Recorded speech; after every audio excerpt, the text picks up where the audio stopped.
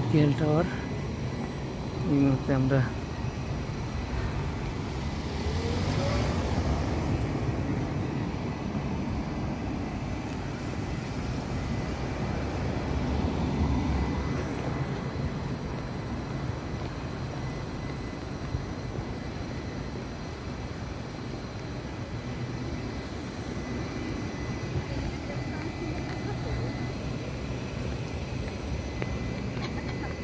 এখন